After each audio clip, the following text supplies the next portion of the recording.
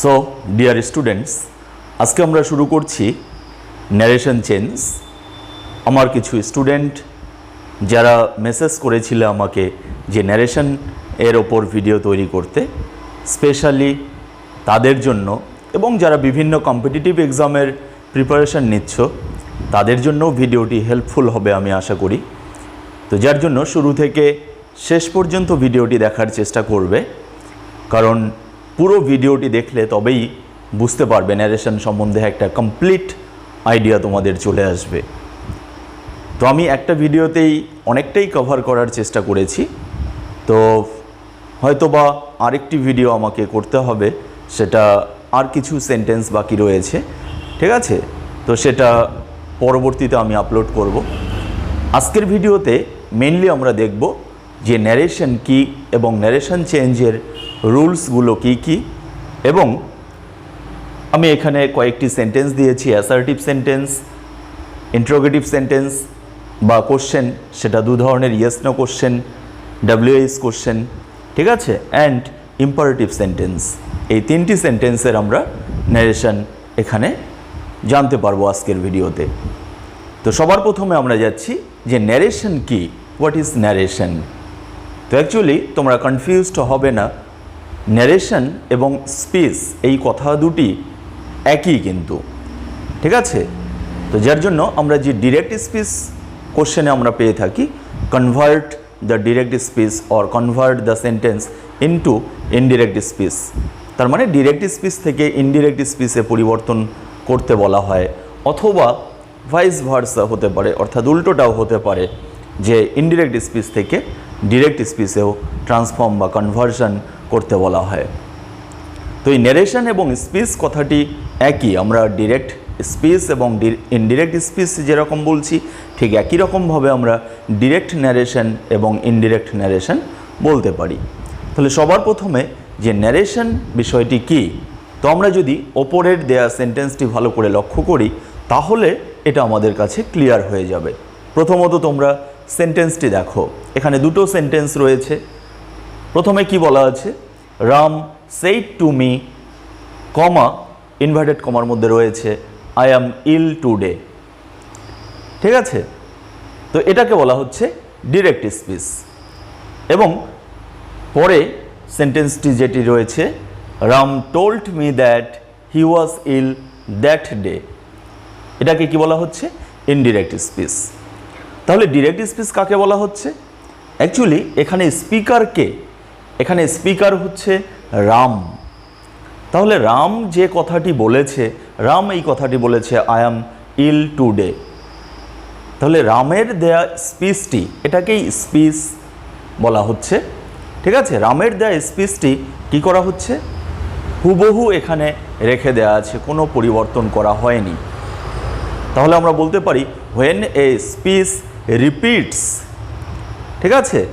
যখন একটা স্পিচ কি রিপিট করা হয়, হোয়াট ইট অ্যাকচুয়ালি ইজ, এটা যা অ্যাকচুয়াল ওয়ার্ডস, রাম যে ওয়ার্ডসগুলো ইউজ করেছে সেটাই যখন আমরা রিপিট করি, ঠিক আছে, তখনই এটাকে বলা হচ্ছে ডিরেক্ট স্পিচ।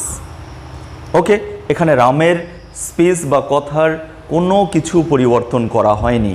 ডিটো ওয়ার্ডটা আমরা এখানে ইউজ করতে পারি, রামের কথাগুলি ডিটো অর্থাৎ হুবহু এখানে ব্যবহার করা হয়েছে কোটেশনের মধ্যে। অর্থাৎ ডিরেক্ট স্পিচের একটি ইম্পর্টেন্ট পার্ট হচ্ছে কিন্তু কোটেশন, ইনভার্টেড কমা, ঠিক আছে? আর পরের সেন্টেন্সটিতে কি করা হয়েছে, পরের সেন্টেন্সটিতে রাম যে কথাটি বলেছে, the words used by Ram, ঠিক আছে, সেটাকে কি করা হয়েছে, সেটা প্রেজেন্ট করা হয়েছে একটা, অনেকটা আমরা বলতে পারি the substance of the words used by Ram is given here, এখানে যেন সারাংশটা দেওয়া হয়েছে, এখানে এটাকেই কি করা হয়েছে, রিপোর্ট করা হয়েছে। যার জন্য এখানে কিছু আমরা চেঞ্জ দেখতে পাচ্ছি। কি কি চেঞ্জ দেখতে পাচ্ছি, আমরা প্রথম থেকে চেঞ্জগুলো আমরা খেয়াল করব যে ডিরেক্ট স্পিচ থেকে ইনডিরেক্ট স্পিচে চেঞ্জ করার সময় আমাদের কি কি চেঞ্জ হচ্ছে। সর্বপ্রথমে আমরা দেখছি যে সেন্টেন্সটি ডিরেক্ট স্পিচে যেটি রয়েছে সেখানে কি কি রয়েছে। প্রথমেই আমরা পাচ্ছি রাম সাবজেক্ট আছে, তারপর সেইড আছে। এটা কি বলা হচ্ছে? এটাকে বলা হচ্ছে রিপোর্টিং ভার্ব। অ্যাকচুয়ালি রাম তো শুধুমাত্র এই কথাটি বলেছে, আই অ্যাম ইল টুডে। এবার এটা যখন আমরা প্রেজেন্ট করছি অন্য কারোর কাছে, তখন রামের স্পিচটিকে প্রেজেন্ট করার জন্য এই ভার্বটি ইউজ করা হচ্ছে। রিপোর্ট করতে যে ভার্বটি ইউজ করা হচ্ছে সেটাকেই বলা হচ্ছে রিপোর্টিং ভার্ব। আরভি, এটার অর্থ হচ্ছে রিপোর্টিং ভার্ব। ঠিক আছে, ভালো করে খেয়াল রাখবে। তারপরে রয়েছে টু মি, আমাকে বলেছে রাম, টু মি। তাহলে মি হচ্ছে অবজেক্ট, প্রিপোজিশন টু এর অবজেক্ট, এবং তারপরে কমা, ইনভার্টেড কমার মধ্যে যে পার্টটি রয়েছে এটা রামের কথা বা স্পিচ।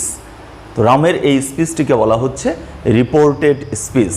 তাহলে মনে রাখবে, ইনভার্টেড কমার মধ্যে যে পুরো অংশটি রয়েছে আই অ্যাম ইল টুডে, এটা পুরোটাই হচ্ছে রিপোর্টেড স্পিচ। ঠিক আছে, তাহলে এখানে কি আছে? রিপোর্টেড স্পিচের মধ্যেও সাবজেক্ট আছে, ভার্ব আছে, অ্যাম, ইল এখানে একটি অ্যাডজেক্টিভ আছে, এবং টুডে। টুডে কি? টুডে হচ্ছে একটি অ্যাডভার্ব, টাইম এক্সপ্রেসিং একটি অ্যাডভার্ব। এবার আমরা দেখব যে যখন ইনডিরেক্ট স্পিচে এটাকে কনভার্ট করা হয়েছে, কোন কোন পরিবর্তনগুলি এখানে হয়েছে। রাম, প্রথমে আমরা দেখতে পাচ্ছি রামই ব্যবহার করা হয়েছে। সেইড টু এর পরিবর্তে এখানে আসলো টোল্ড।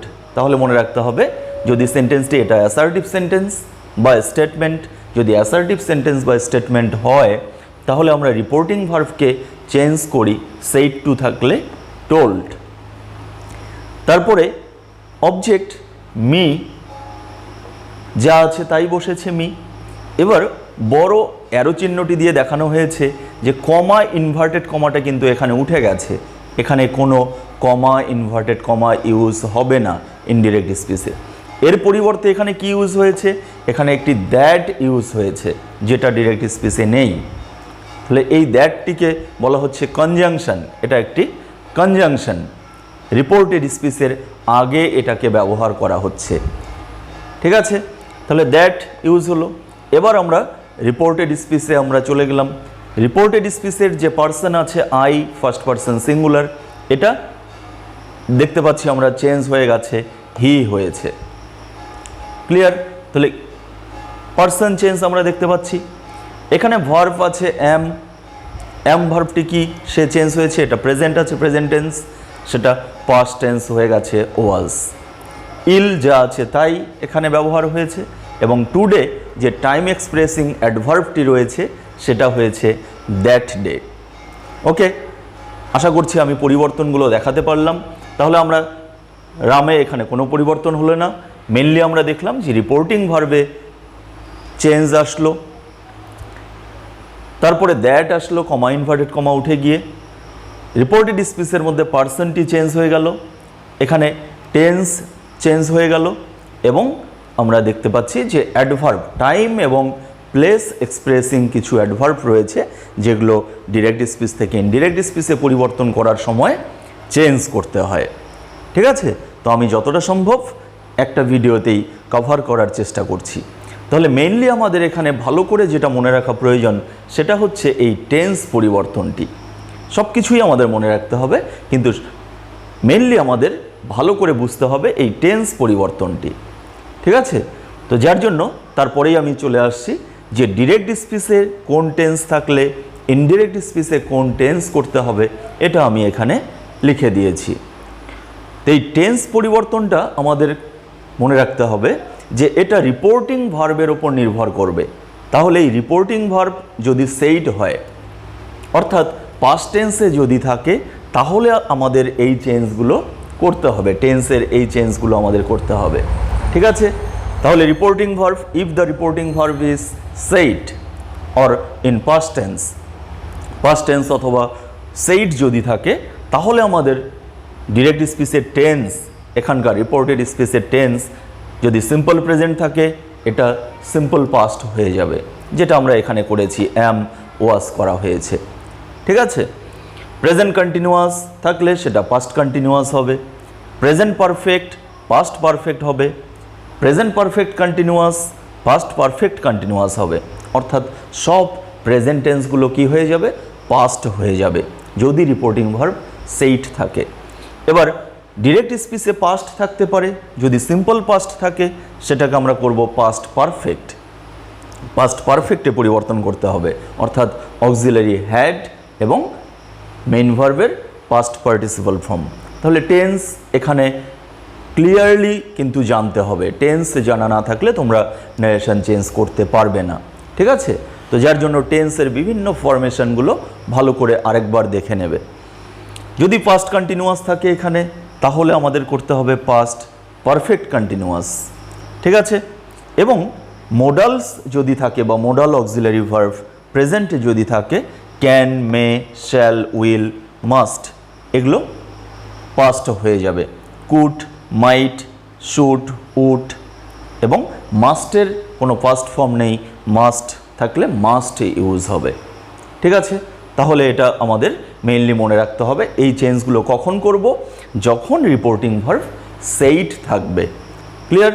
এবার রিপোর্টিং ভার্ব কি অন্য কিছু থাকতে পারে না? অবশ্যই থাকতে পারে। এটা আমি এখানে দেখিয়েছি স্টার মার্ক দিয়ে। যদি রিপোর্টিং ভার্ব প্রেজেন্ট অথবা ফিউচার থাকে, এটা প্রেজেন্ট টেন্সে থাকতে পারে। সেস থাকতে পারে, রাম সেস, ঠিক আছে? বা সে, ঠিক আছে? পার্সন যদি এখানে প্লুরাল হয় তাহলে এখানে সে থাকতে পারে, ঠিক আছে?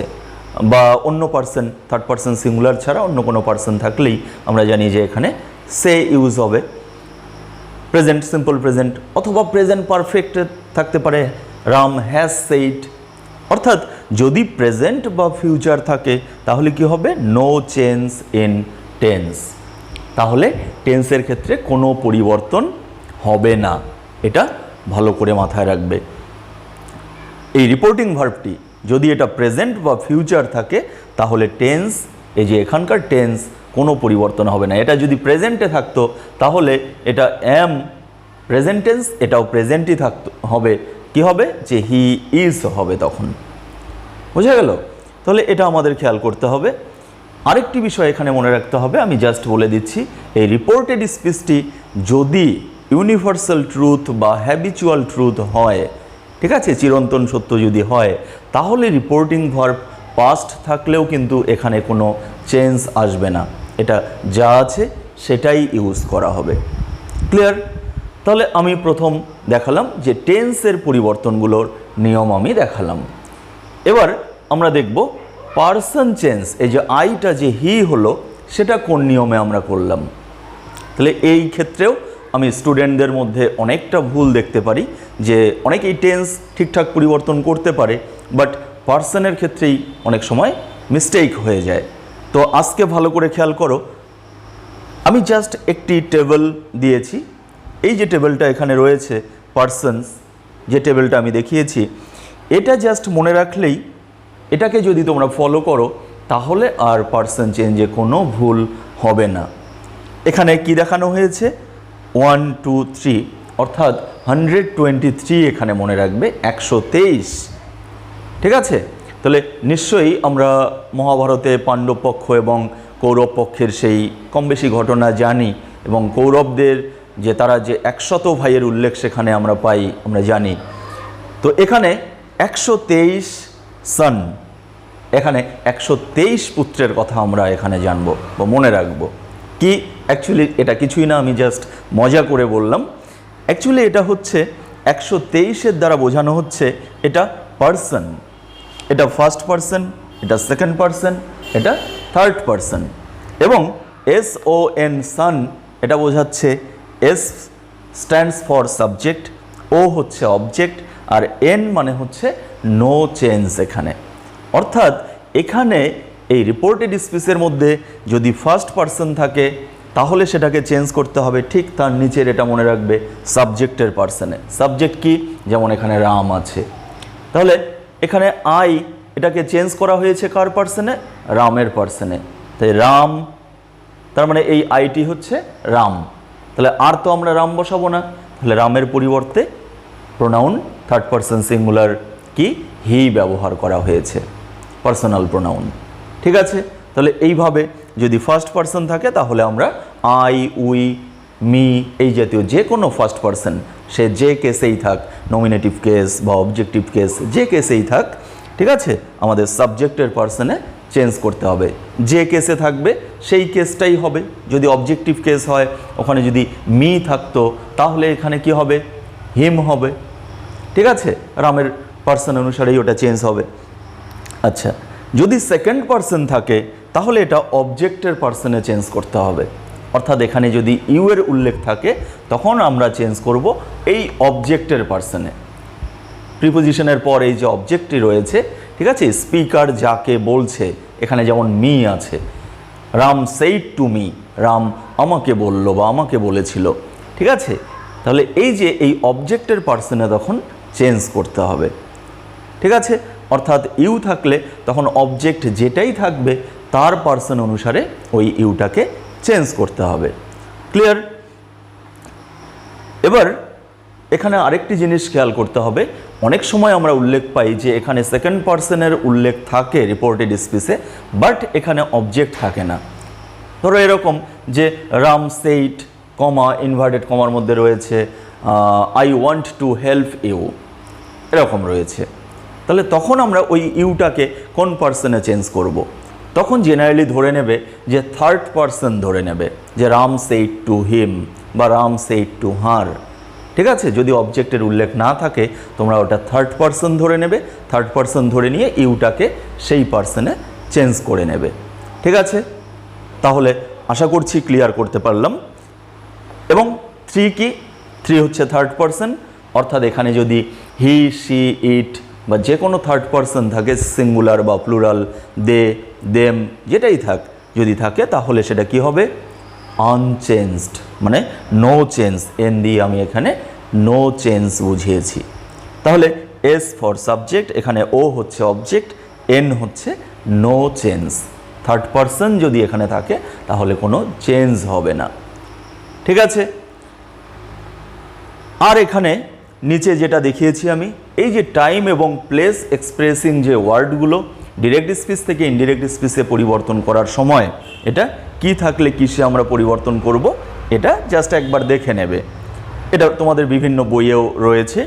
নাও থাকলে আমরা দেন, হিয়ার থাকলে দেয়ার, দিস, দ্যাট, এটা plural, this, those, today, that day, tomorrow, the next day, yesterday, the previous day, and finally last day থাকলে একই রকম, দ্য প্রিভিয়াস ডে। এগুলো আমরা চেঞ্জ করব ডিরেক্ট স্পিচ থেকে ইনডিরেক্ট। এটা ডিরেক্ট, ডিরেক্টে এটা থাকলে ইনডিরেক্টে এটা করব। ক্লিয়ার? এবার আমি যাচ্ছি বিভিন্ন সেন্টেন্সের ন্যারেশন চেঞ্জ। তাহলে এটা হচ্ছে জেনারেল রুলস। আমরা মেনলি টেন্সের পরিবর্তনের এই নিয়মটা মনে রাখব, পার্সন পরিবর্তনের এই নিয়মটা মনে রাখব, টাইম এবং প্লেস এক্সপ্রেসিং এই ওয়ার্ডগুলো, এগুলো সব সেন্টেন্সের ক্ষেত্রেই প্রয়োজন হবে। এবার বিভিন্ন সেন্টেন্সের ক্ষেত্রে আমাদের আর কিছু নিয়ম মনে রাখতে হবে, কারণ এই নিয়মগুলি সব সেন্টেন্সের ক্ষেত্রেই প্রযোজ্য, অ্যাপ্লিকেবল এগুলো। তাহলে এটা তো মনে রাখতেই হবে। প্লাস যখন আমরা অন্যান্য সেন্টেন্স ওয়াইজ যখন আমরা ন্যারেশন করব, তখন আমাদের সেই সেন্টেন্সের নির্দিষ্ট কিছু নিয়ম ন্যারেশন চেঞ্জের আমরা মনে রাখব। সেটা কি? প্রথমে আমি দেখিয়েছি অ্যাসার্টিভ সেন্টেন্স। অ্যাসার্টিভ সেন্টেন্স আমরা জানি, অ্যাসার্টিভ সেন্টেন্স অর স্টেটমেন্ট, এটা ঠিক আছে বর্ণনামূলক বা বিবৃতিমূলক বাক্য বলা হয় বাংলায়। ঠিক আছে, এটা যেমন একটা অ্যাসার্টিভ সেন্টেন্সেরই এক্সাম্পল। তো সেখানে আমাদের কি মনে রাখতে হবে? Just reporting verb. এই রিপোর্টিং ভার্বটা সেইড থাকলে বা প্রেজেন্ট বা ফিউচারে থাকলে সেটা কি হবে, এটা জাস্ট আমাদের মনে রাখতে হবে যে রিপোর্টিং ভার্ব সেইড টু, অর্থাৎ এই প্রিপোজিশন টু যদি থাকে তাহলে আমরা টোল্ড ইউজ করব। আর যদি অবজেক্টের উল্লেখ না থাকে, যেটা বললাম যে অনেক ক্ষেত্রেই অবজেক্টের উল্লেখ থাকবে না, শুধু সেইড থাকবে, তখন আমরা কি করব? তখন এটা অপরিবর্তিত, অর্থাৎ সেইডই বসবে ইনডিরেক্ট স্পিচে। ঠিক আছে, তাহলে রিপোর্টিং ভার্ব আমরা চেঞ্জ করে নিলাম। তারপরে কমা, ইনভার্টেড কমা উঠে গেল। তারপরে এখানে দ্যাট, যার জন্য দ্যাট এখানে ইউজ হয়েছে, কনজাংশন দ্যাট ইউজ হবে, প্লাস রিপোর্টেড স্পিচ। এবার আমরা রিপোর্টেড স্পিচটাকে চেঞ্জ করব ওই একই নিয়মে। পার্সন চেঞ্জ করব, তারপর টেন্স চেঞ্জ করব, এবং এই জাতীয় ওয়ার্ডগুলো থাকলে টাইম এক্সপ্রেসিং এবং প্লেস এক্সপ্রেসিং যদি নিয়ারনেস যেটা উল্লেখ করছে এরকম ওয়ার্ড থাকলে সেটাকে যেটা ডিস্ট্যান্ট ইন্ডিকেট করে সেই ওয়ার্ডে আমরা চেঞ্জ করছি। নাও দেনটা হয়ে গেল ডিস্ট্যান্ট। ঠিক আছে, জাস্ট এটুকু আমরা মনে রাখবো, এইভাবেই তোমরা প্র্যাকটিস করবে। ঠিক আছে, নেক্সটে আসছি আমি কোশ্চেন। এবার কোশ্চেন দু রকমের হয়, number 1 yes no question, number 2 WH question. তো ইয়েস নো কোশ্চেনের ক্ষেত্রে আমাদের কি মনে রাখতে হবে, জাস্ট রিপোর্টিং ভার্বটা চেঞ্জ হয়ে যাবে। রিপোর্টিং ভার্ব এখানে সেইডের পরিবর্তে ভার্ব অফ এনকোয়ারিতে আমরা চেঞ্জ করব। আস্কড, এনকোয়ার্ড, ঠিক আছে, ওয়ান্টেড টু নো, এই জাতীয় ভার্বগুলো আমরা সেখানে ইউজ করব। এবার যেটা তোমাদের বেশিরভাগ ক্ষেত্রেই আস্কড ইউজ করা হয়, তো তোমরা সেটাই ইউজ করতে পারো। তারপর কি, তারপরে দেখো প্লাস, এখানে কমা ইনভার্টেড কমা উঠে যাচ্ছে, এখানে কিন্তু দ্যাট নেই, প্লাস এরকম ঠিক এখানে দ্যাট নেই। দ্যাটের পরিবর্তে আমরা কি ইউজ করছি, দ্যাটের পরিবর্তে আমরা এখানে ইউজ করব ইফ বা ওয়েদার। মনে থাকবে, দ্যাটের পরিবর্তে আমরা এখানে ইউজ করব, অর্থাৎ রিপোর্টেড স্পিচটি শুরুর আগে আমরা এখানে ইফ বা ওয়েদার ইউজ করব। যেটা খুশি তোমরা ইউজ করতে পারো। Plus assertive. অ্যাসার্টিভ বলতে কি বুঝিয়েছি আমি, অর্থাৎ কোশ্চেনটাকে অ্যাসার্টিভ করতে হবে। ঠিক আছে, বা স্টেটমেন্ট করতে হবে। অর্থাৎ কোশ্চেনের যে ফরমেশন আমরা জানি যে সাবজেক্টের আগে ভার্ব থাকে। ঠিক আছে, ইয়েস নো কোশ্চেনের ক্ষেত্রে সাবজেক্টের আগে, WH কোশ্চেনের ক্ষেত্রেও সেম। ঠিক আছে, ইনভার্জন যেটাকে বলা হয়, সেই ইনভার্জনটাকে আমাদের কি করতে হবে, চেঞ্জ করতে হবে। অর্থাৎ সাবজেক্টের আগে ব্যবহৃত ভার্বটিকে ঠিক একই রকম টেন্স পরিবর্তনের নিয়মেই টেন্স পরিবর্তন করে আমরা সাবজেক্টকে আগে আনবো এবং ভার্বকে পরে, অর্থাৎ SVO এই প্যাটার্নের আমরা সেন্টেন্স করব। এটা স্টেটমেন্ট বলতে আমাদের মনে রাখতে হবে SVO, সাবজেক্ট ভার্ব অবজেক্ট, এই প্যাটার্নের আমরা সেন্টেন্সটা করব। ঠিক আছে, এবং শেষে যেহেতু আমরা কোশ্চেনটাকে চেঞ্জ করলাম কিসে, স্টেটমেন্টে, অবশ্যই মনে রাখতে হবে ফুল স্টপ ইউজ করব। ইনডিরেক্ট স্পিচে কি ব্যবহার করব আমরা, ফুল স্টপ, তখন আর কোশ্চেন মার্ক ইউজ হবে না। ঠিক আছে, WH কোশ্চেনের ক্ষেত্রেও same reporting verb, the same as yes no question, এই রিপোর্টিং ভার্বগুলোই আমরা ইউজ করব। Asked, enquired, wanted to know. এখানে শুধু আলাদা কি, প্লাস কোশ্চেন ওয়ার্ড, ইফ ওয়েদারের পরিবর্তে এখানে কোশ্চেন ওয়ার্ড। তাহলে আমরা কোন সেন্টেন্সের ন্যারেশন চেঞ্জের কথা বলছি, WH কোশ্চেন, তো সেখানে তো কোশ্চেন ওয়ার্ড থাকবেই। তাহলে ডিরেক্ট স্পিচে যে কোশ্চেন ওয়ার্ডটি থাকবে, ইনডিরেক্ট স্পিচে সেই same question word, what, when, why, where, who, whom, যেটাই থাক, যে কোশ্চেন ওয়ার্ড থাকবে সেটাই এখানে ইনডিরেক্ট স্পিচে ইউজ করা হবে। এবং তারপর কি, তারপর হচ্ছে একই বিষয় ইয়েস নো কোশ্চেনের মতো কোশ্চেন ফর্মটাকে কি করব আমরা, অ্যাসার্টিভ বা স্টেটমেন্টে চেঞ্জ করব। অর্থাৎ একইভাবে SVO, প্রথমে সাবজেক্ট, তারপরে ভার্ব, তারপরে অবজেক্ট কমপ্লিমেন্ট বা অ্যাডভার্বিয়াল, যেটাই থাক আমরা সেটা চেঞ্জ করব। কিন্তু জেনারেল রুলসটা অবশ্যই অ্যাপ্লিকেবল হবে। ঠিক আছে, এটা কখনোই ভুলবে না যে যদি রিপোর্টিং ভার্ব সেট থাকে এই টেন্স চেঞ্জ করতে হবে। ঠিক আছে, পারসন তো সবসময়ই চেঞ্জ করতে হবে। ঠিক আছে, এটা কিন্তু সব সেন্টেন্সের ক্ষেত্রেই। এবার চলে আসছি আমরা ইম্পারেটিভ সেন্টেন্স। ইম্পারেটিভ সেন্টেন্স আমরা জানি আদেশ, অনুরোধ এবং উপদেশমূলক বাক্য, যে সেন্টেন্সের দ্বারা আমরা অর্ডার, রিকোয়েস্ট বা অ্যাডভাইস এগুলো আমরা প্রকাশ করে থাকি। তো যার জন্য এখানে রিপোর্টিং ভার্ব চেঞ্জ হবে কি, এই জাতীয় ভার্বগুলোই আমরা ইউজ করব এখানে। যেমন রয়েছে সেইডের পরিবর্তে, তাহলে আমরা কি ইউজ করব, এখানে প্রেজেন্টে লেখা আছে যদিও তোমরা এটা পাস্ট করে নেবে। কমেন্ড, এর পাস্ট ফর্ম হচ্ছে কমেন্ডেড। Order, ordered. রিকোয়েস্ট যদি অনুরোধ বোঝায় তাহলে আমরা রিকোয়েস্টেড ইউজ করব।